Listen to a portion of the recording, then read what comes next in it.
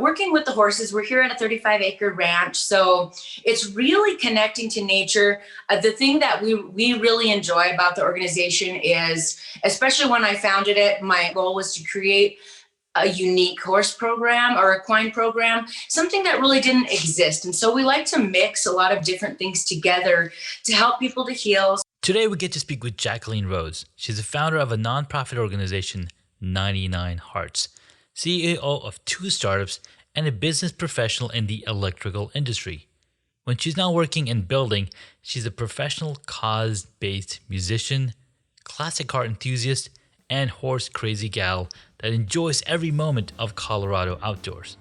I had the opportunity to speak with Jacqueline and her love for the nonprofit organization that she's the founder of, and how we met years and years back when she performed on stage. So let's listen in to Jacqueline Rose on this episode. Thank you for tuning in to Hacks and Hobbies with your host, Junaid. We're visited by our amazing guests coming from all walks of life who want to learn their story, their struggles, and their journey on how they got to where they are today. So stick around. Thank you so much, Jackie, for coming onto the podcast. Thank you. Thank you for having me. Absolutely. So walk us a little bit about what you're doing right now and what brings you to our world and to share your story and your journey. Sure. Yes, right now is actually the most exciting time of my life, oddly enough. Of course, this year dumped a little bit of hail on it, but it's actually been a really amazing, it's going on 4 years now, but really in the heart of 4 primary ventures. But the thing I'm most passionate about, and that really has fueled the other ventures, is 99 Hearts. And so 99 Hearts is my life dream, a nonprofit organization I founded about 5 years ago now, and we help people through horses and healing services. This year we officially launched our full program spectrum, where in the beginning we initially saw children, and now we're seeing veterans, families that have lost somebody through cancer or suicide, and then folks that have struggled with suicide. So it's a little expansion, or a large expansion actually, of the population that we are serving. That's amazing. And now more than ever, my friend has that hashtag going, now more than ever.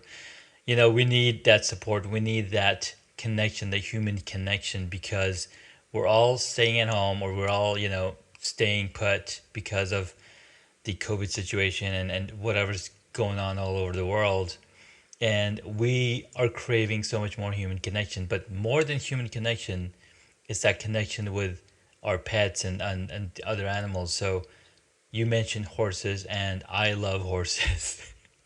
So talk us through about what it is that people can expect, or how the organization's working.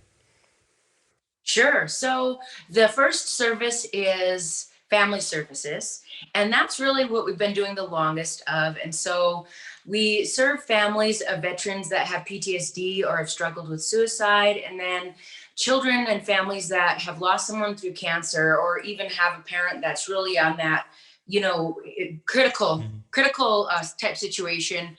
And then we also we've taken other folks with special stories as well, but what that usually looks like is working with the horses. We're here at a 35-acre ranch, so it's really connecting to nature. The thing that we really enjoy about the organization is, especially when I founded it, my entire goal was to create a unique horse program or equine program, something that really didn't exist. And so we like to mix a lot of different things together to help people to heal. So hypnotherapy and horses, Reiki and horses, and then workshops and group activities that help people to just obtain coping mechanisms, to figure out ways to bring passion into their lives, little homework assignments that'll help them to be able to continue after they leave our ranch. Maybe they're here for 8 sessions, maybe they're only here for 1, but the whole goal is to make an impact in their life that's sustainable. So that's the family services side. And then workforce development is actually the newest. And what that is, I spent about 17 years really in the corporate world, in leadership and all of these things. Mhm. And so I have a huge background in workforce development. And that's everything from resume services, helping people with gainful employment, skills and leadership, communication development, things like that. And so we've decided to really focus our efforts on veterans, so pretty heavily on veterans, and then also first and second year apprentice tradespeople, where there are a lot of opportunities out there that are untapped for people that maybe didn't have the opportunity to go to college, finish college, or even the learning aptitude to do so. So really focused in that. And then the third is our mainly retreats.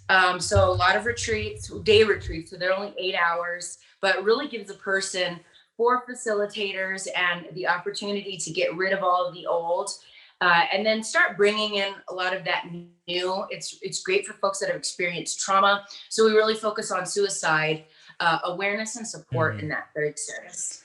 Wow, that is a powerful set of services for sure. Because I've talked to a whole bunch of different people on the podcast, and as I've gone through the past 6 months, the ton of people that I was able to connect through the different Facebook groups, and mental health is on top of mind for everybody. It's like, how do I get through this? How do I, we got together in such a crazy way that every day at 4 p.m. Eastern time, we would do a coffee chat, and like five to 10 to 15 people would jump on Zoom call, and we just talk about what we're feeling, and basically connecting on the deeper level. It was such an opening, experience, that it really helped me overcome my fear of speaking in front of a camera, or my fear of opening up and talking to other people. It just creates that level of security, that level of belongingness. So having those services available, I mean, I think it's really, really beautiful. Mm. Thank you. Yes, excited. It really excited. I didn't imagine that the launch year of the other two programs of really going strong on those two was going to be a year like this. So I think more than ever before, suicide and depression, PTSD, a lot of those things have really just boiled up to the Oh yeah. surface where maybe someone spent 10 years not even thinking about it. So it's a unique time. It is absolutely. So, Jacqueline, tell us a little bit about how or what motivated you to start something like this. I mean, you mentioned you've been doing this for about 5 years, but what really inspired you to get this going? Sure. So actually started when I was Mm, 5, the dream. And so very early on in my life. So it's been my life mission really. It's been quite beyond a dream. Ever since I was a little kid. So I actually grew up in an extraordinarily unique, horrific mm, situation. So quite above and beyond, to the degree that really every therapist I ever worked with when I was young, it was the worst story that they'd ever heard. wow. And it was largely kind of behind the scenes type of trauma as well. So, kind of that, front facing, trying to act like a normal child and so forth. And so, I actually was suicidal at the age of 6 and almost committed suicide at the age of 6. Wow. So, very extreme situation. And I didn't really even know there was a such thing as suicide. I just knew, well, there's got to be a way to escape, Mm, right? And that was the only thing I could think of. But 3 years prior, I was at a fair and rode my first pony, which was this adorable white pony with little brown spots. And I always remember him actually. And it was just this feeling of escape, flying, of just being free. And so I thought, well, I would daydream. So at night, I would always look up to the stars and make a wish, and daydream. And ironically, it was actually in the same area where I started my dream of where our ranch lives today in Golden Gate Canyon area in Colorado. mm, And so really cool the way it all circles back around. But I stood in the mirror really that day and was making the decision. It was on my 6th birthday and things kind of came to a head. And I had gotten a poster with these little white horses on it. And I decided, what if I can make that dream come true? And what if I actually can grow up to have this farm where people could come and ride horses? And so I decided that day I was just going to fight through it and hold on, and really I made myself a promise, and it was, regardless of what happens, as long as I'm alive, I'll get to that end result. And so it really inspired 99 Hearts and all of the different modalities of healing that we offer in each program. So if it's a retreat, the things that happen throughout the day, I've really hand selected some of the things that changed my life, because I did so many different avenues in my healing process. And I saw those that worked for 3 weeks, and those that really stuck. Mhm. And so I personally have just had a passion for bringing unique ways for people to heal and connecting them to places other than just talk therapy, which can of course be powerful, but where they can really truly start making that transformation within. And horses helped me to do that Yeah. over the years, even beyond that initial dream. One of the guests I spoke with a few weeks back also mentioned something about horses, or she works with horses and she uses horses as a therapy. One thing that stuck to me was, as human beings, we all carry a magnetic field, and horses have such a larger magnetic field that as soon as you enter it, you immediately start feeling calm. So I can't imagine like being suicidal at 6 years old, because my son, he's almost 6 years old in a few days. Like, can't even imagine like what you had to go through to even have those feelings. It's mind boggling.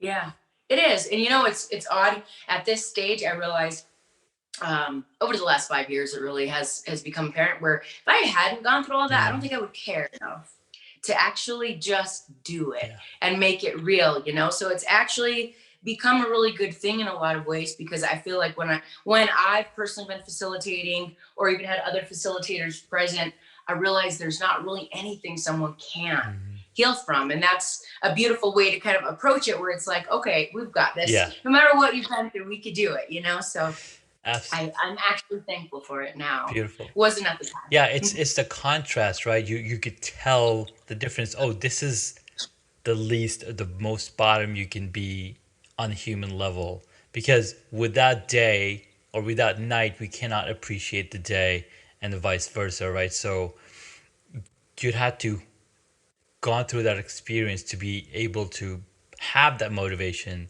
to create this service, to create this space, this safe space for people to come and heal. That's so beautiful. I love it. Thank you.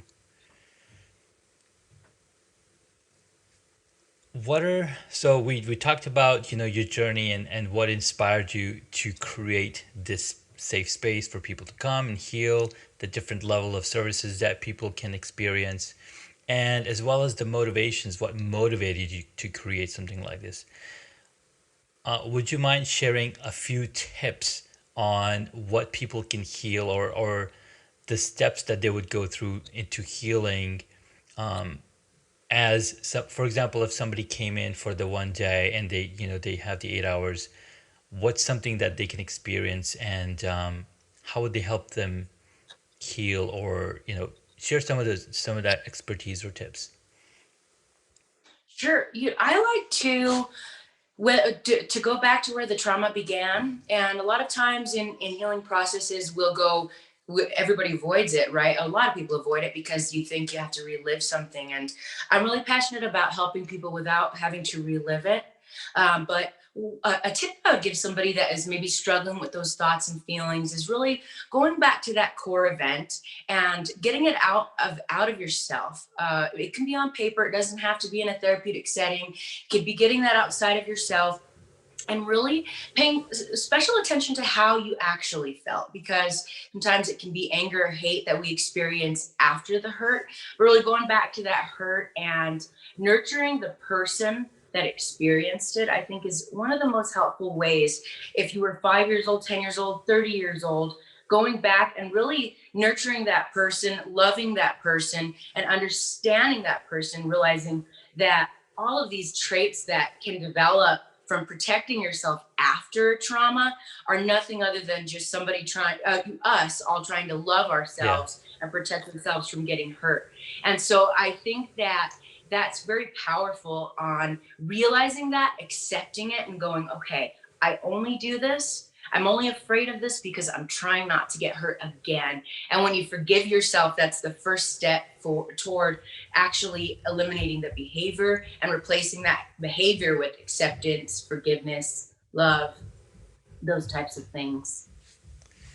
That's really touching because I myself I don't so I probably experienced a ton of trauma when I was a child because I don't have any memory from between age 5 and 10. Like I can't remember what happened, right?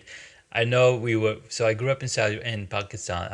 I was born in Pakistan. I was there for probably till age 6 or 5 or 6 and then we moved to Saudi Arabia. But I don't have any memory from when I moved there till like the only memory that I remember is I was probably 9 or 10 and I was in the balcony and I was crying because I was missing my parents or something. It's just weird. I mean, I'm the oldest of five siblings at that time. So not having that memory or any other memory, it's just weird to me because I know my wife, she has picture photographic memory of everything that happened. So how would how would I, let's say, go through a healing process like that and even bring it up to, I guess, critique it or accept it that okay, this has happened, but why did this happen? Like, is there something for that? I don't know how else to explain it. Yeah, there's quite a few different types of healing for that type of trauma. And I became a hypnotherapist in part because hypnotherapy helped me so Mm. much. And I went to a transformational hypnotherapist and she really helped me so much that I thought, well, I have to do this because I want to continue passing this on. So, long story short, I had a lot of repressed memories myself, and it's really just the mind saying, "Oh, I got to protect you once Mm. again, right, from feeling pain." And so, hypnotherapy, there's reframing hypnotherapy, which is a really beautiful, positive way when you have those repressed memories to heal that who you were at that age without having to dig up all the old memories and relive them again. And so you're really just in a relaxed state, an impressionable state. And then we're able to work with the subconscious mind to help to reprogram some of those things, even if you can't access those Yeah. memories. You can access that age and you can access some of the things that you might remember about that age and start reprogramming the way you feel about life, the way you feel about yourself, and really going back to that time and healing that inner child without necessarily having to live it. That's what I found personally helpful, but there are a wide variety of techniques that out there Yeah. and that even some of the facilitators that we work with use to help with that, those repressed memories and unresolved traumas.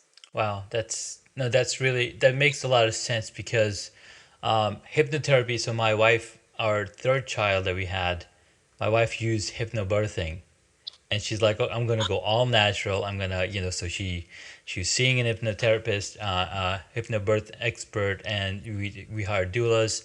So, and it really helped us because her labor time was only 3 hours, like within 3 hours, and then like she had crazy experience with the first one 10 years ago, where that was multiple hours long. Like it was like an all pretty long period, like enough long that I found out that her water broke. I was in California. I flew out to Virginia, and the baby still wasn't here. So you can imagine how much it helped. That's amazing. Yeah, it's a powerful thing. And of all the different things I tried, I will say hypnotherapy just kind of blew me away. I was expecting, like little pendulum and me to be very sleepy. I was expecting something totally different. And it was not that at all. It was just this amazing experience. And I felt like I could just go on, and just kind of go right back at that best version of my energy. Yeah, So really great. nice. So, what are some of your plans for the future? Where's 99 Hearts going?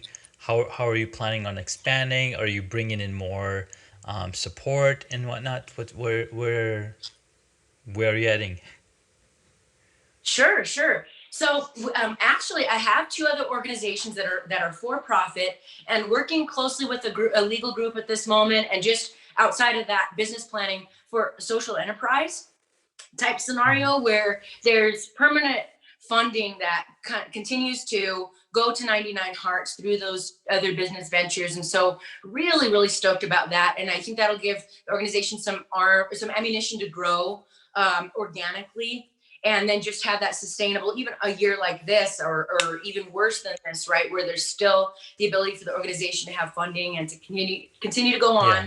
on, and also allowing businesses to support the cause with some of those other services. So that's one big, huge piece that I spent 9 months Hmm. really working on. And then the other piece for 99 Hearts itself, we would eventually like to be able to go national and to be able to actually go out to and to repeat the business model and go out to other states and other places Hmm. and be able to practice, even if it were just retreats, perhaps flying various weekends and giving people, especially those that can't afford or don't have access to those types of services, Yeah. to be able to experience that kind of healing is really where my heart is, and where our focus is in the future to really grow. That's just amazing. Thank you so much for sharing your story, sharing your journey, and your motivations, and the amazing things that 99 Hearts is able to do for others, especially the veterans. They need so much support, not because there's not enough support available, because they've done such an amazing job in fighting for our country. Yes, yes, Fantastic. yes. And one of my passions is about that is parenting, Mm, where I think for the veterans that have experienced some tough things, not only are you healing, you're also parenting. And so the family services, I'm really excited to just continue expanding that, so that also their children maybe have had to have a little too much anger or a little too much this or that at home. So being able to also support the family is an exciting thing for for the organization. no, fantastic. That's beautiful. All right, so now we're at the time that we have some quick questions for you to learn a little bit more about Jacqueline and some of the things that makes you who you are. Mhm. What is the one hobby that you wish you got into? You know, I would say motorcycle racing, not racing or just driving motorcycles. I've always been obsessed with it, and I'm forever a spectator. So No, that would be it. I'm in there. I'm in that boat with you because I would love to get me a motorcycle as well. I've seen other people ride it, and I'm like, when can I get me one? I even went as far to study for the exam. I took a class to get a license for the motorcycle, and I passed, but I never went to the DMV to get my actual driver's license because That's so common. my dad said no, you can't get a motorcycle. Like, all right. Exactly. That's hilarious. Yeah, I want one, but once again, it's like, oh, do I want to add that risk onto my life? I'm not sure. Yeah, exactly. And what really inspired me lately is Ewan McGregor with his best friend did a third trip called Long Way Up. They went to the southest of the southern tip of South America. They hopped onto two electric motorcycles, the Harley Davidsons, and they drove those bikes all the way up to LA, all on Oh, bike. Took them 100 days, and the different stops they had to stop to recharge the bikes every night, right? And they're only able to like 70 miles when it was cold. When it got warmer, they were able to do 130 miles on that single charge. So just watching that journey was like inspired me even more. I'm like, okay, let me see where I can find these wow. electric bikes. Awesome. Ooh, nice. Love it. Yeah, one day I do mark my words. I will have a motorcycle one day. All I don't care right. if I'm 65. Please send me a Yeah. photo. All right. Yeah. All right. Next question. What did you want to be when you were a child? Well, in addition to because I had the 99 Hearts as such a long term passion, that was always there. But profession wise, I actually wanted to be a veterinarian. Mm. I thought it would be wonderful to work on horses. So abandoned that dream early on. Awesome. Awesome. Next question. What is your favorite movie or TV show? So I watch mostly comedy. So I've got to Hmm. say, I really like Burt Kreischer quite a bit. Kevin Hart. I really stand up comedy. I don't really even know my favorite movie anymore. It's always stand up comedy, just kind of winding down at the end of the day and just laughing. I feel like that's Yeah, everything in life. I'd much rather do that than it is. anything else. So No, absolutely. Actually, every single movie of Kevin Hart is so amazingly put together. One, because Kevin gets to write his entire dialogue for his own movies. I mean, it's not his own, like any movie that he's in, he gets to do his own dialogue mhm. because of what he was able to build through his stand up comedy routines. If you haven't heard yet, if you haven't read his book yet, go check it out. You're gonna love I it. haven't. What is it called, by the way? Um, Good question. That's I'll okay. have to check it. I'll Google it. But yeah, It's an awesome book. And he himself narrates his audiobook. So if you're into audiobooks, it's awesome. If you can read it, that's totally different. Um, it's just ringing in my head as I'm trying to get to the next question. Like him talking, it's like this is the best shoot book you've ever heard because it's Kevin Hart. What movie would you choose if you got to play a character in it? Gone in 60 Seconds. I don't remember that movie. That one definitely. I love those cars. I collect Oh my god. classics. So back in those Oh days, it was really? like when it first came out, I loved that movie. So what are some of your classic cars that you have uh, in store? Now, so I had a 67 Camaro. I sold it. That's my biggest life regret thus far. But right now I have a 69 Chevelle that I've had for a long time now, since Hmm. 2004, I think. And Wow. I saved up and got that really lucky deal from the first owner. And then I have a 70 Barracuda. It's a black Grand Coupe, which black Barracuda in the 70s was very rare because everybody was into Mm, neon colors. So that's my sweet baby, but it's sitting there in the garage right now. I don't race it or nice. anything, but I just Yeah. love classic cars. I think I will throughout the rest of my life, even if humans decide electric is it. I just love them. Muscle cars, especially American muscle cars. That's right. That's amazing. There's actually a company, I can't remember, but they are building engines, electric engines, so that you can put them in any car, like literally any car. They're putting electric engines in Corvettes and Audi A7s, like any car you can imagine. They've got the setup so they you can remove your engine and put in an electric motor and connect to your tranny and whatnot. But that engine noise from those classic cars is to die for. Yeah, if I ever do a conversion, I'm gonna have to like play actual audio through really loud speakers of the original engines. Yeah, Exactly. that's amazing though. That's really cool, actually. I'm sure one day people are gonna be Yeah. driving those around or replicas of them with electric motors. Exactly. Yeah. All right. Next question. Who is your favorite superhero?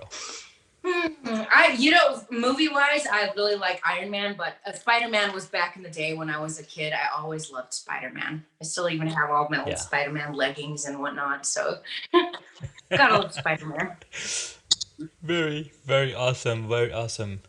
Um, Iron Man is definitely one of the best ones in the last decade and a half. I know, especially with Tony Stark playing the character, it's just epic. I was recently listening to a interview that Tony Stark was giving on BBC, and it was basically children asking questions to actors.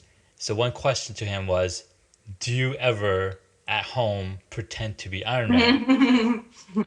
So he said that it's funny. He said that before he auditioned for the movie, he stood in front of the camera and he's like, "Can I be this confident man?" So he's basically standing in front of the mirror and talking to himself as he is Tony Stark. He basically methoded himself to be Tony Stark. Oh, So wow. that was just epic. I just had goosebumps listening to that. I'm like, wait, he had to audition to be that person. Well, obviously, that's the way it goes, right? So that was awesome. Yeah, yeah, I love his although it's a fictional story, I love his leadership. I'm sure not everybody would love working for him, but I just like how powerful he is and just like a sort of villain, but really powerful villain. He kind of reminds me of Elon Musk, honestly, which is my favorite That's real what business idol in real life. that he is pretty amazing. But I think his entire story arc in the 10, 15 different movies that he's been in, you see him struggling through something that he could have been, right? He's having this issues of grandeur. His dad wasn't there, or blah blah blah. Like, it's like you see him grow as a human being, and then you see him grow as a superhero as well, and being able to sacrifice. Because in that first Avengers movie, when Captain America tells him, "You're not the one who's gonna sacrifice," and it really hurt him, right? It really hurt him at that time, and you could see the tension. And then when the entire series ended, or when in Endgame, you just see it all unfold, and it's just beautiful. Can't say much about it. Yeah. Last question: if you were a board game, what would it be? If I was a board game, oh Yes. my, complicated. Let's see, chess for sure. No, chess. I like playing chess way before Queen's Gambit, of course. But no, that's always been the only real board game I can kind of like pay enough attention to, because I'm always wanting to do art or whatever the case. So, and then Yeah. if I was, yeah, it's about as complicated as I am. I love it. Thank you so much, Jacqueline. It was a lot of fun talking with you. Where can my audience find you? So 99 Hearts is at 99hearts.org. And that's the number 9, and then HEARTS.org. And then New Perfect. Universe is my hypnotherapy practice, and that's NEWYOUNIVERSE. So Got it. newuniverse.net. Universe. Yes. Yep. And it's .net, not .com. And then the other organization, it's Hathor, HATHOR .consulting, and that's my. I'm a minority women business enterprise, and we're still in startup, but really excited about that. Those are probably the three. Wild Rose Ranch, which is where 99 Hearts operates out of, and New Universe operates out of. That's Wild Rose, thewildroseranch.com. Perfect. So I'll make sure to put in the links in the show notes so folks can get in touch with you. Hypnotherapy 99 Hearts. If anybody's in Colorado area, guys, go check out the ranch. It's gonna be awesome, epic. You're gonna love it. Thank you so much, Jacqueline Rose. Appreciate your time and energy and your care and caring for all the folks around you. And thank you so much for sharing your journey. Thank you. It was great thank you for having me on. Great being on. Have a good one. Absolutely, you as well. Thank you so Thank you. much. Thank you for listening to Hacks and Hobbies. You can find additional information on the guest today on their website, hacksandhobbies.com. Please feel free to subscribe to the podcast so you don't miss out on upcoming interviews with amazing guests.